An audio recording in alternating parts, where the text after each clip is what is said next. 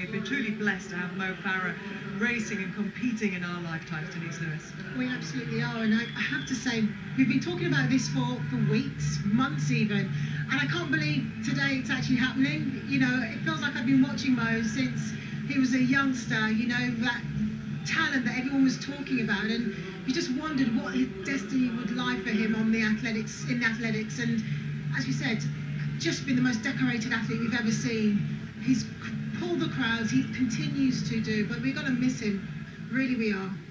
Well, British athletics going to miss him in terms of the golds and the medals that he has provided over the last 3 or 4 major championships, and the crowds are going to miss him because he always gives us such exciting races. We've become to expect him to lead and win in the way he does, and he has inspired, hopefully, a generation coming up behind him. How many of these young athletes have we heard talk in the studio in London about how they want to emulate his achievements? And that is a great legacy to leave.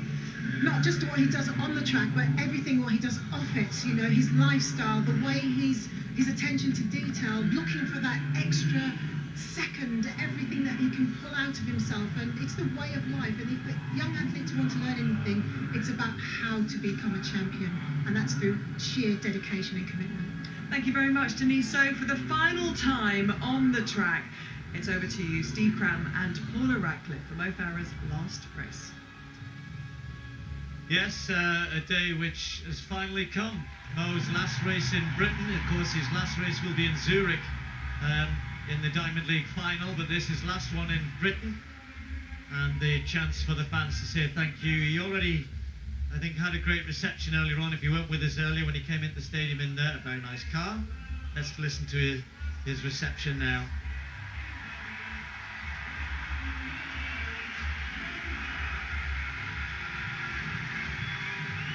Well, he's been here so many times, Birmingham, and of course tracks around the UK.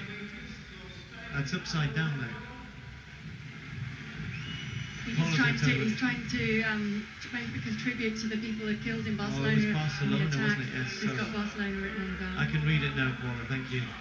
Andy Butchart, that was Michal, the Spanish athlete, which understandable. He's paying his tribute to those who were part of that tragedy in Barcelona early in the week.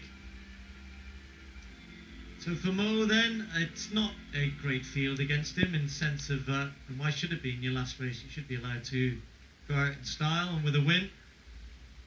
Nothing at stake here other than the chance to reflect on some memories and the chance for the crowd to show their support. And you can hear it now. Big ego at the start.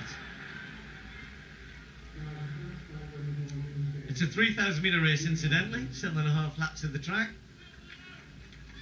And a race which Mo now is indeed the British record holder. It took me a while to get that, didn't it? It was here last year, wasn't it? Yes.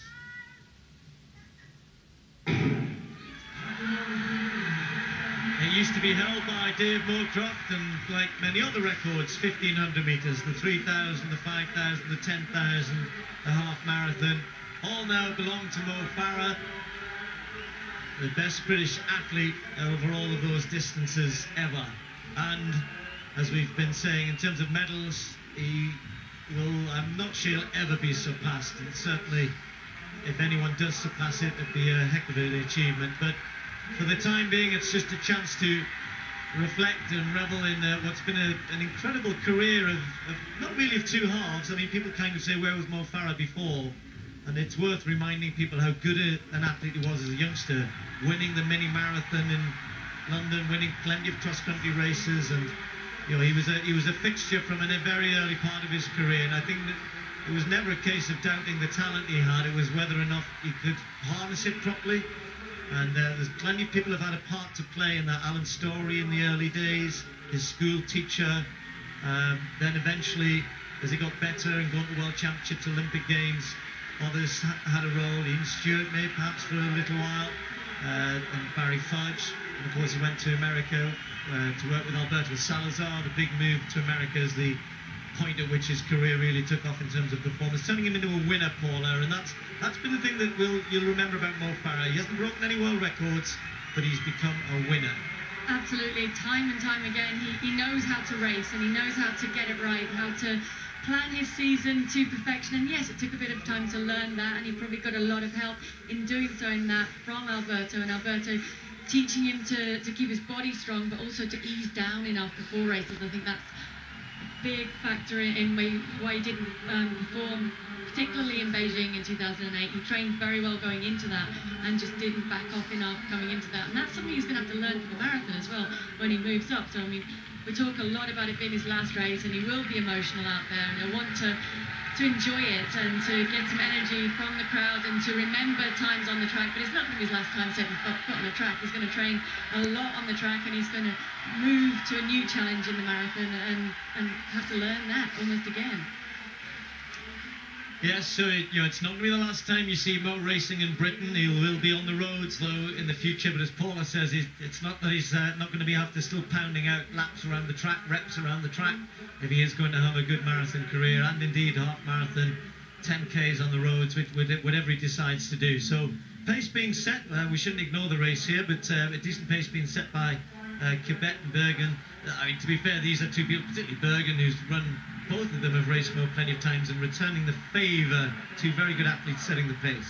Yeah, and setting pretty much a perfect pace there. They were asked for 2:32, 1,000 metres, 2:33 they went through in, and the field strung out and putting themselves in place. Behind him, just in front of Mo Farah, is Mashal, who is probably his biggest danger in this race. He ran very well behind Mo Farah in the Anniversary Games 3,000 metres, and just behind them was Andrew Butchart, who is really learning so much from having the opportunity to train alongside Mo Farah, to spend time in training camps with him and to race alongside him. And he's got a future ahead of him on the track, and I think he's wanting to learn as much as he can from Mo before Mo waves goodbye to the track. And I think one of the things which, I don't know, it's been overlooked, but might not have been emphasised enough, and you and I have seen it, witnessed it at first hand in Kenya, in Font-Romeu, in Ethiopia, in Park City, in Flagstaff. You know, Mo's, the way in which he's operated, and I think he learned himself. You remember when he first moved to the Kenyan house in Teddington, and he got whoa, hang on a minute, these guys operate at a different level to what I'm at, and saw how they slept and they ate and how they approached their training. And Mo's been the same for a lot of our endurance athletes, a lot of whom are obviously now flourishing themselves, including Butchart. They're being up close to a regime that paid every attention to detail to produce the performances that Mo was able to, and of course the altitude training, which has been a major factor in that, has had benefits for the whole endurance program. Yeah, it definitely does. I mean, these guys get to see up close and personal that Mo Farah is not an alien.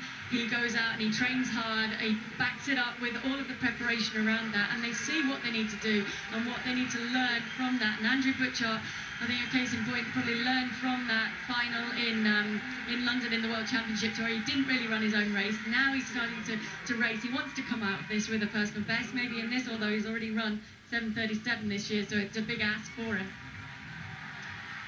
So a good pace being set. Andy Butchart seems to be up for it today and wants to go with this pace. Mashal, who finished just outside the medals in the 1,500 metres, and Mo, as we said, 3:28, 1,500 metre run. I'm just being reminded by Mark Butler, our statistician, who's for I don't know how many years has given us Mo's splits and his kilometres, and he's just written a nice note saying Mo's never broken the British record for the mile, only because he's hardly ever run it. But he's going to have a bit of a test here today for these last few laps. He's under a mile to go now, but Butchart is out in front with Mo Farah and Mashal, this good 1,500 metre run, and the pace has been good, and the young Kenyan there, Kiplangat, as well.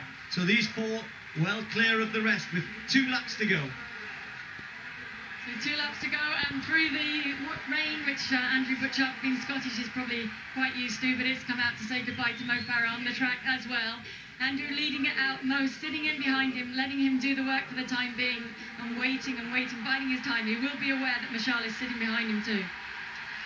Tiernan is trying to get back to them, but I'm not sure he's going to be able to. The Australian who led for a little while at the World Championships, didn't he? So Butchart, Mo Farah, Mashal, Kiplangat, these four with just a 5 metre gap then to Tiernan with 600 metres to go. This is where Mo Farah over these last years has completely dominated events. Only in London, in that very last chance to win another gold medal, did he falter, but so many times he's taken the race on from this point, and he's pulled fields apart.